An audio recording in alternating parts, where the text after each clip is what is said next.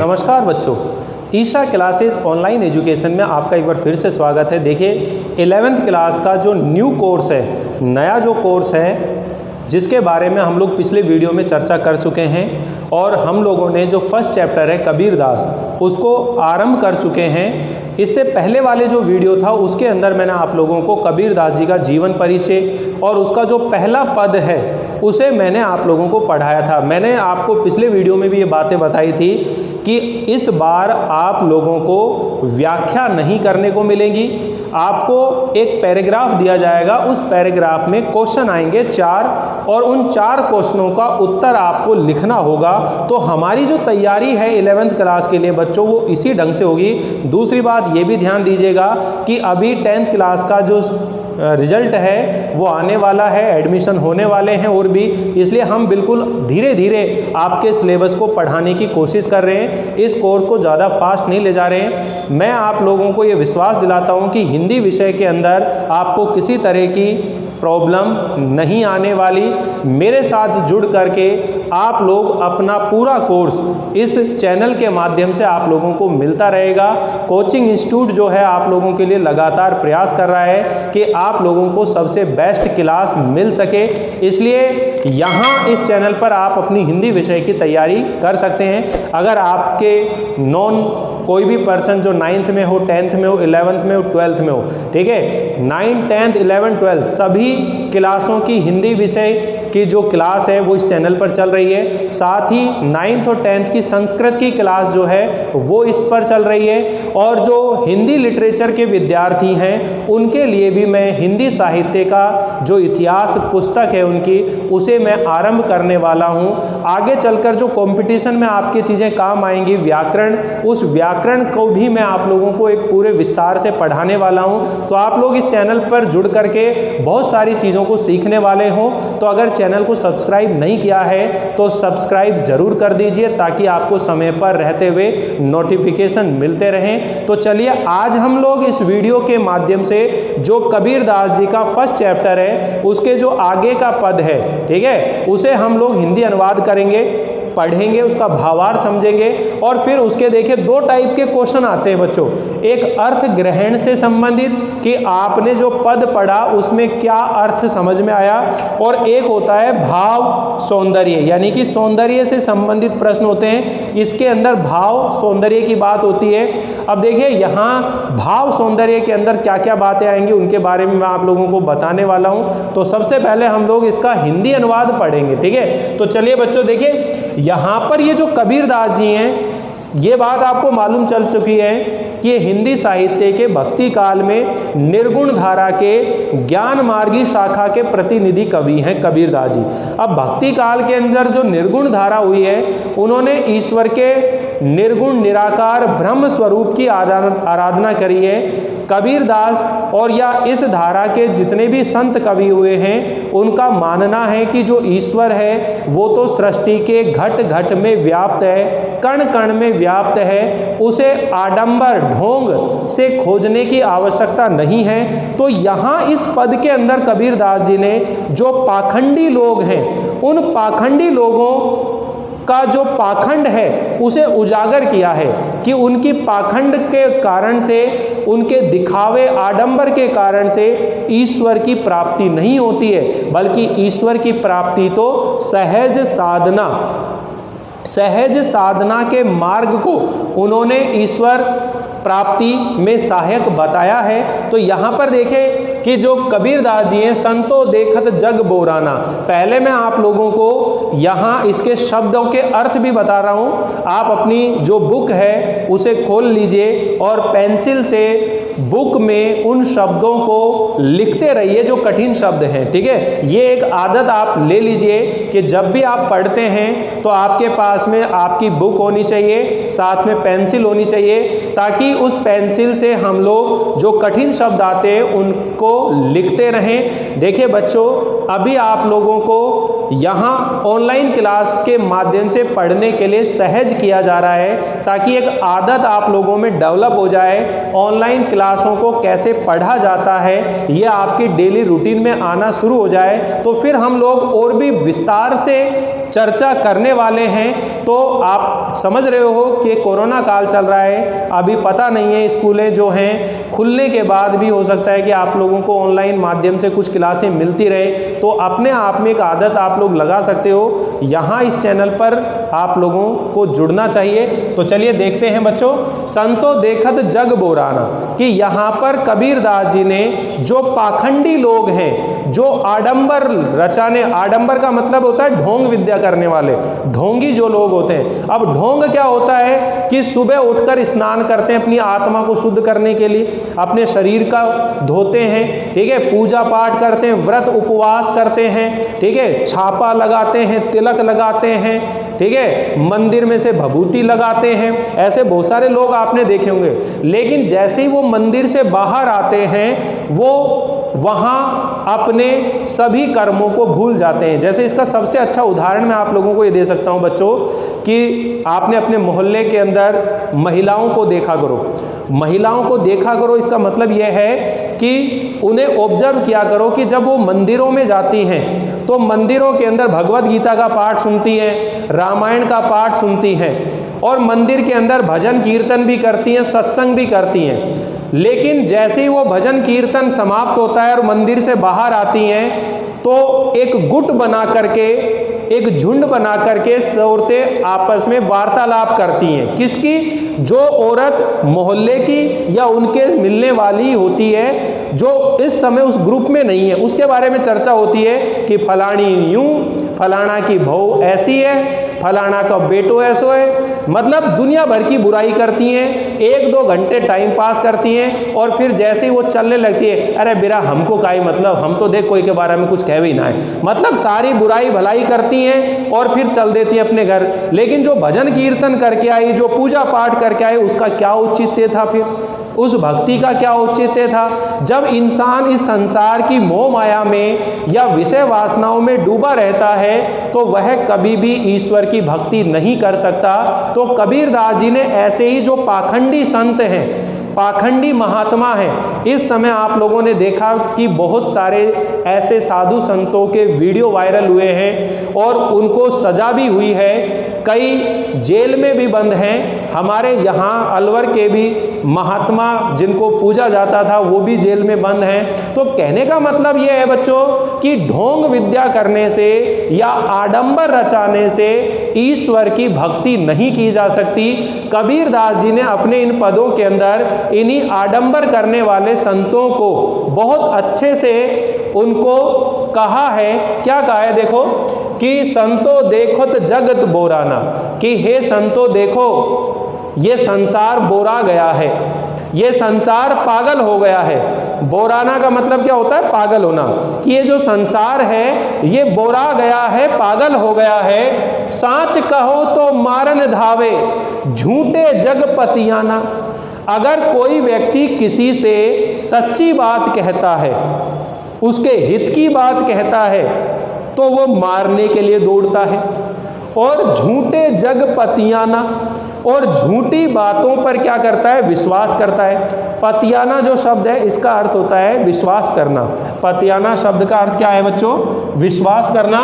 और सांच कवे तो मारन धावे। अब यहाँ पर देखिए कि कबीरदास जी क्या कह रहे हैं कि जो पाखंडी लोग हैं उन्हें आड़े हाथ ले रहे हैं, उनको खरी खोटी सुना रहे हैं कि हे साधु संतो देखो ये संसार पागल हो गया है, बोरा गया है। अगर कोई उन्हें ईश्वर की भक्ति का कोई सच्चा मार्ग बताता है, उन्हें ईश्वर की उपासना करने का कोई सही रास्ता दिखाता है, तो उसे मारने दौड़ते हैं। लेकिन कोई उसे आडंबर ढोंग विद्या या झूठी बातें बताता है तो उसके ऊपर वो विश्वास कर लेते हैं।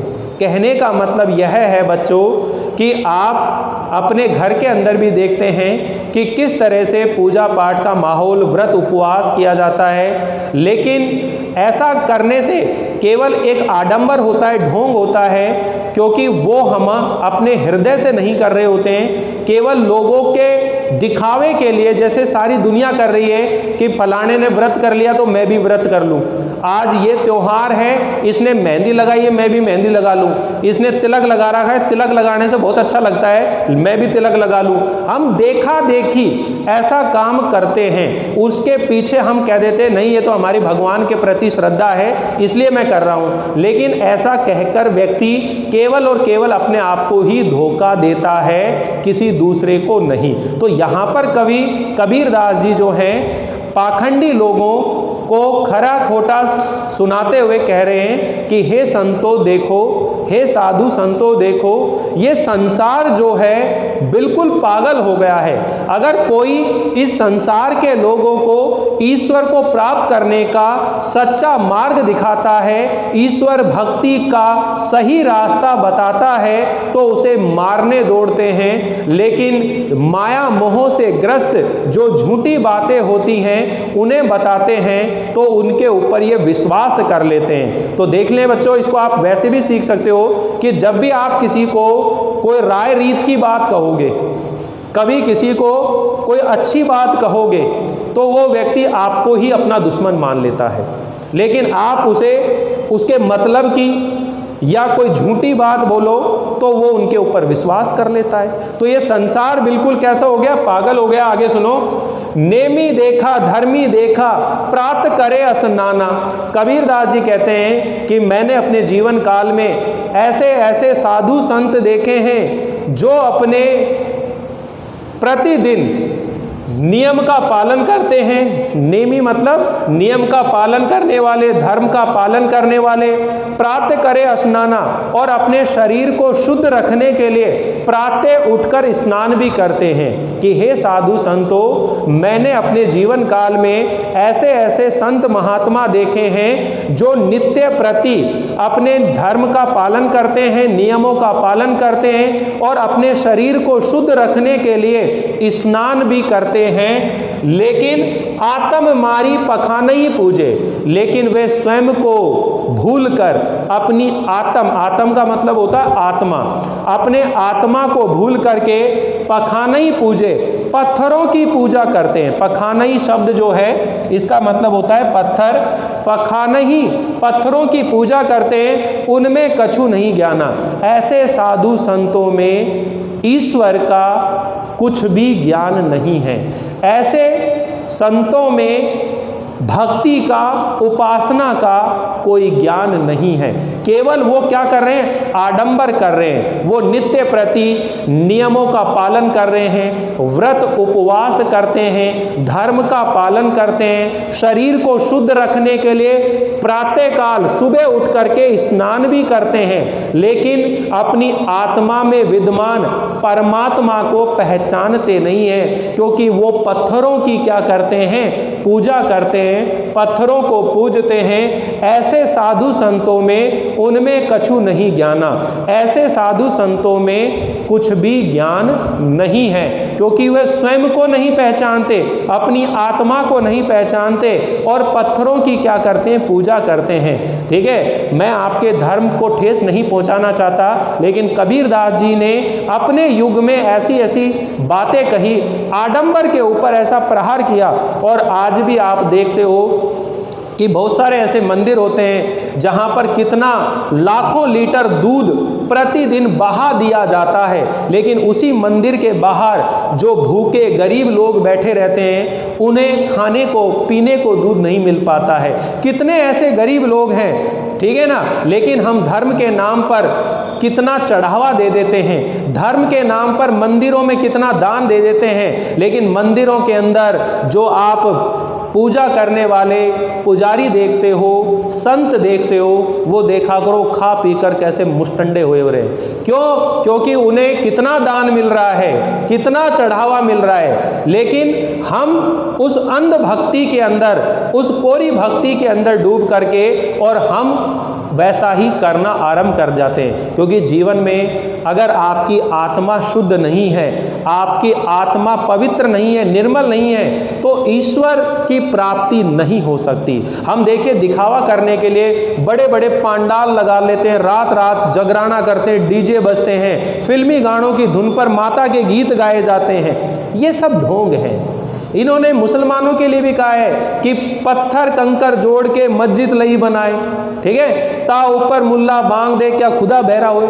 मस्जिद बना लेते हैं, उसके ऊपर भी ऊपर ही ऊपर गुंबद के अंदर एक भोंपू लगा देते हैं और वहाँ अल्लाह अल्लाह पुकार रहे हैं। तो कहने का मतलब ये है बच्चों कि जो कबीरदास जी हैं उन्होंने इस बाह्य ढोंग विद्याओं पर, बाह्य आडंबरों पर बहुत करारा प्रहार किया है। तो इन्हीं चीज़ों को कह रहे हैं कि आतम मारी पखाने पूजे उनमें कछु नहीं ज्ञाना, बहुतक देखा पीर ओलिया पढ़े किताब कुरैना। अब वही बात आ गई कि कबीरदास जी कहते हैं मैंने बहुत सारे ऐसे साधु संतों को देखा है, बहुतक देखा पीर ओलिया। पीर मुसलमानों का जो धार्मिक गुरु होता है उसे पीर बोलते हैं, ओलिया मतलब संत, यानी कि संतों को, साधुओं को देखा। जो किताब का मतलब होता है ग्रंथ, यानी कि जो धार्मिक पुस्तकें होती हैं, कुरान आदि, रामायण, ब्राह्मण, अरण्य, उपनिषद, ऐसे बहुत सारी जो धार्मिक किताबों को पढ़ते हैं, ठीक है। मैंने बहुत से ऐसे साधु संत देखे हैं जो धर्म ग्रंथ पढ़ते हैं, धर्म की पुस्तकें, कुरान इत्यादि को पढ़ते हैं और दूसरों को पढ़ाते हैं, खुद भी पढ़ते हैं और दूसरों को भी पढ़ाते हैं और समझाते भी हैं, ठीक है ना। और क्या करें, कई मुरीद तदबीर बतावे। मुरीद का मतलब होता है शिष्य, मुरीद शब्द का अर्थ क्या होता है बच्चों, शिष्य, और तदबीर का मतलब होता है उपाय। और अपने शिष्य बनाकर उसे जीवन का उपाय भी सिखाते हैं, उपाय भी बताते हैं। उनमें उहे जो ज्ञाना, उनमें भी उतना ही ज्ञान है। अर्थात ऐसे साधु संतों में भी ईश्वर भक्ति का सच्चा ज्ञान नहीं होता है, क्योंकि उन्होंने धर्म ग्रंथों को पढ़ करके जो बातें पढ़ी हैं उन्हीं बातों को वो लोगों को पढ़ाते हैं, समझाते हैं, अपना शिष्य बना करके, और उन्हें जीवन के पाठ पढ़ाते हैं, उन्हें जीवन के उपाय बताते हैं। लेकिन ऐसे साधु संतों में भी ईश्वर भक्ति का कोई ज्ञान नहीं होता है, उनके अंदर भी ईश्वर का ज्ञान नहीं होता है। आगे क्या कह रहा है, आसन मारी डीम धरी बैठी, कि ऐसे लोग जो आसन जमा करके और ध्यान लगा करके, ध्यान मग्न होकर, ठीक है, आसन मारी डीम धरी, डीम का मतलब होता है अहंकार, ठीक है, डीम अहंकार में आसन जमाकर और ध्यान की मुद्रा में बैठे रहते हैं, और ध्यान की मुद्रा में बैठकर बड़ा ही अहंकार, घमंड धारण करके बैठे हैं, मन में बहुत गुमाना और मन में बड़ा गर्व महसूस करते हैं। कहने का मतलब यह है कि ऐसे बहुत सारे साधु संत हैं जो आसन लगाकर और ध्यान की मुद्रा में बैठे रहते हैं, और ऐसा करते हुए वे अपने आप में बहुत गर्व महसूस करते हैं। इतना अहंकार उनके अंदर होता है कि वो ध्यान की मुद्रा में लेटें और ऐसे लग रहा है जैसे प्रभु की भक्ति में कितने ज़्यादा मग्न हैं, ठीक है ना। और पीपर पाथर पूजन लागे तीर्थ गर्व भुलाना, और वो पीपल और पत्थरों की पूजा करते हैं। पीपर पाथर पूजन लागे, पीपल और पत्थर की पूजा करते हैं, तीर्थ यात्राएं करते हैं, लेकिन इन सब के गर्व में वो भूल जाते हैं कि ईश्वर की भक्ति आराधना क्या है, क्योंकि उन्हें इस बात का गर्व होता है, अहंकार होता है कि देखो हम कितनी पूजा पाठ करते हैं, कितने जगह की तीर्थ यात्राएं करके आए हैं। इन सब के भ्रम में, ये सब भ्रम और भुलावा है, ये अपने गर्व में भूले हुए हैं, ठीक है। आगे चलकर और बताते हैं कि ये जो बाह्य आडंबर रचाने वाले लोग हैं, इनके आडंबरों का और खुलासा करते हैं कि टोपी पहरे, माला पहरे, छाप तिलक अनुमाना, और इनके आडंबरों से, इनकी ढोंग पाखंडों से आप पता लगा सकते हो कि ये लोग कितने पाखंडी है, कि देखो इनके दिखावे से, पहनावे से पता लग जाता है कि ये लोग कितने पाखंडी है। इन्होंने टोपी पहन रखी है, माला पहन रखी है, छापा लगा रखा है, तिलक लगा रखा है। इनके इन्हीं चीज़ों से आप अनुमान लगा सकते हो, अनुमाना का मतलब है अनुमान लगा सकते हो कि ये लोग कितने पाखंडी और आडंबरवादी हैं, ढोंगी हैं। साखी शब्दई गावत भूले, और ये साखी का मतलब होता है दोहे, साक्षी, शब्दई का मतलब पद। ये दोहे और पदों को गाते फिरते हैं, लेकिन आत्म खबरी ने जाना, लेकिन इन्हें स्वयं को ही, स्वयं की खबर नहीं है, अर्थात अपने आप को ये नहीं जानते हैं, अपने अंदर विद्यमान ईश्वर का ज्ञान इन लोगों को नहीं होता है।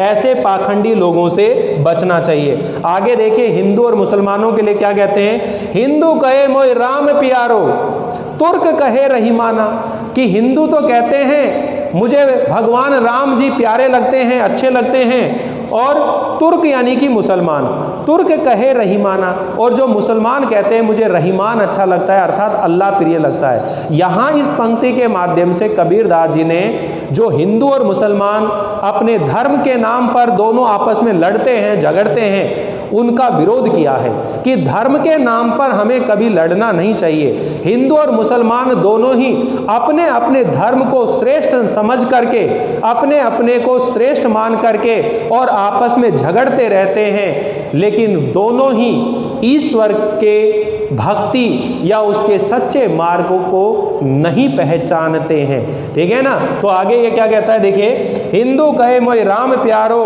तुर्क कहे रहीमाना, आपस में दो लड़ी लड़ी मुए, मुए का मतलब है मर जाना, और आपस में दोनों लड़ लड़ करके मर जाते हैं, मर्म ने काहू जाना। लेकिन हिंदू और मुसलमान दोनों में से किसी ने ईश्वर भक्ति का जो रहस्य है, मर्म का मतलब है रहस्य, ईश्वर भक्ति का जो रहस्य है, इन दोनों में से किसी ने भी नहीं पहचाना, और आपस में दोनों लड़ लड़ करके मर जाते हैं। किस बात को लेकर? दोनों ही अपने आप को श्रेष्ठ बताते हैं, धर्म की दृष्टि से, कर्म की दृष्टि से दोनों अपने आप को श्रेष्ठ बताते हैं, और हिंदू मुसलमान दोनों आपस में लड़ लड़ करके मर जाते हैं।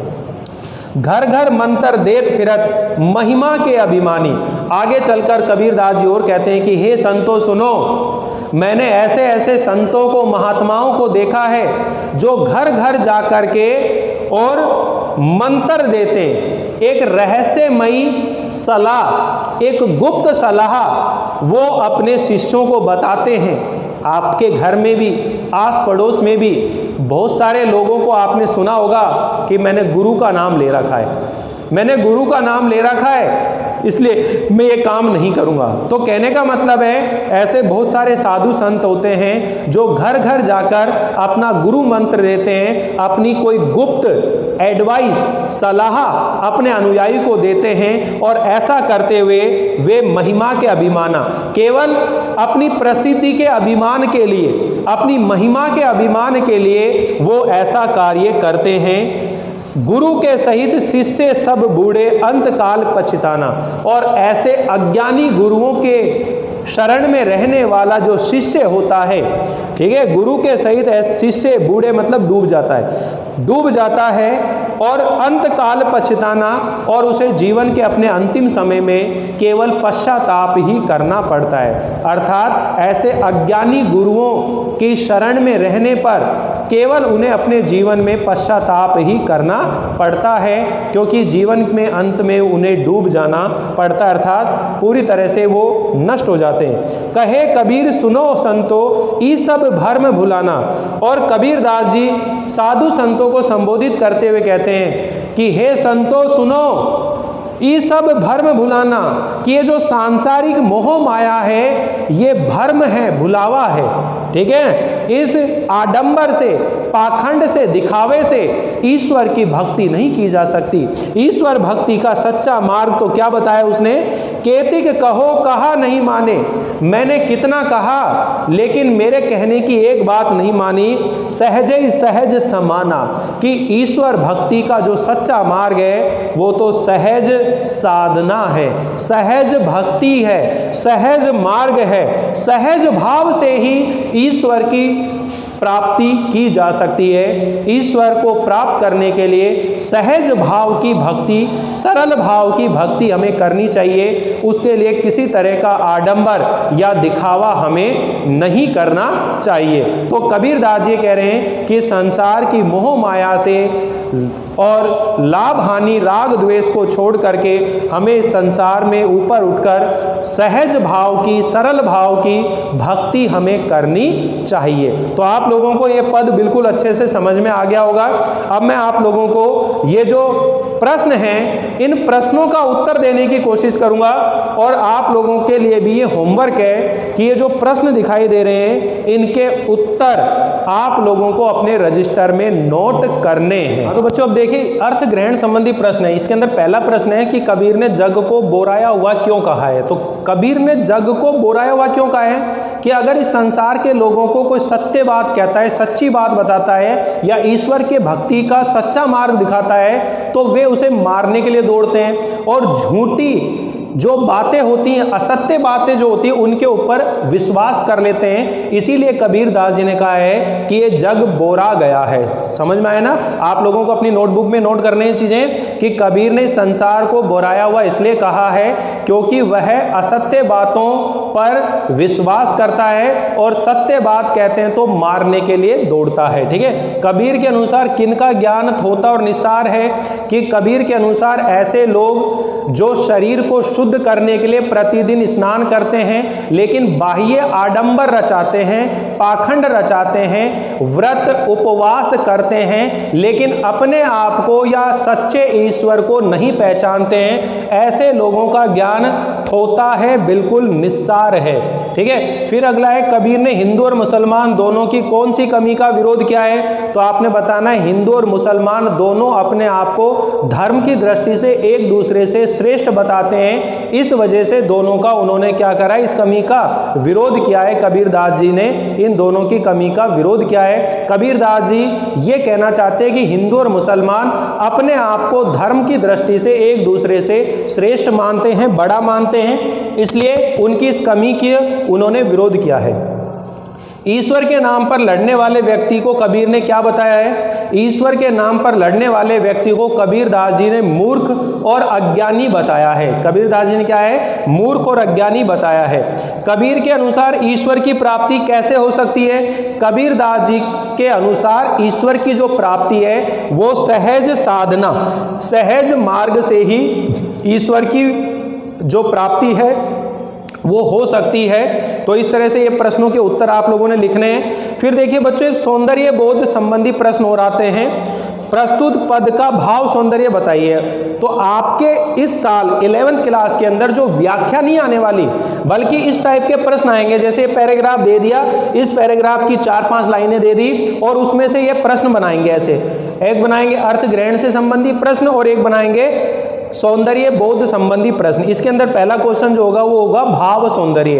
अब भाव सौंदर्य क्या होता है कि कबीरदास जी ने इस पद में क्या कहा है। तो कबीरदास जी ने इस पद में क्या कहा है कि वर्तमान समय में सर्वत्र जो है मोह माया से ग्रस्त लोगों का ही बोलबाला है। ऐसे समय में उन्हें व्रत उपवास करने से ईश्वर की प्राप्ति नहीं हो सकती, बल्कि ईश्वर की प्राप्ति तो सहज साधना और सहज मार्ग से ही हो सकती है। ये इसका क्या बताना, आपको मूल भाव बताना है, भाव सौंदर्य बताना है। फिर है कि इसमें अलंकार कौन सा है। तो देखिए बच्चों, यहाँ पर ये जो लरी लरी शब्द है इसमें पुनरुक्ति प्रकाश और घरी घरी, ये पुनरुक्ति प्रकाश अलंकार है। आप दोनों में लिखेंगे कि लरी लरी और घर घर शब्द में पुनरुक्ति प्रकाश अलंकार है। पुनरुक्ति प्रकाश अलंकार किसको कहते हैं कि जहां एक जैसे दो शब्द आ जाएं और दोनों के अर्थ समान हो और उनके अन्वय भी समान हो तो वहाँ पुनरुक्ति प्रकाश अलंकार होता है। अलंकारों का मैं अलग से एक टॉपिक पढ़ाऊंगा आप लोगों को, जिसमें आप अच्छे से पढ़ सकते हैं। वैसे 12th क्लास की जो व्याकरण है उसमें मैंने अलंकार पढ़ाए हुए हैं। अगर आप में से किसी के मन में जिज्ञासा हो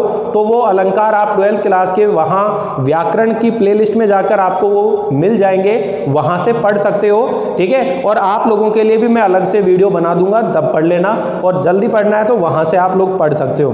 तो आप ये कह सकते हो कि इसमें घरी घर और लरी लरी इन दोनों शब्दों में पुनरुक्ति प्रकाश अलंकार है। फिर दूसरी पंक्ति में लिखेंगे कि वर्णों की आवृत्ति होने से कौन सा अलंकार है? अनुप्रास अलंकार। वर्णों की आवृत्ति से कौन सा अलंकार है? अनुप्रास अलंकार है। फिर भाषा शैली से संबंधित एक प्रश्न आएगा हमेशा, ये ध्यान रख लेना।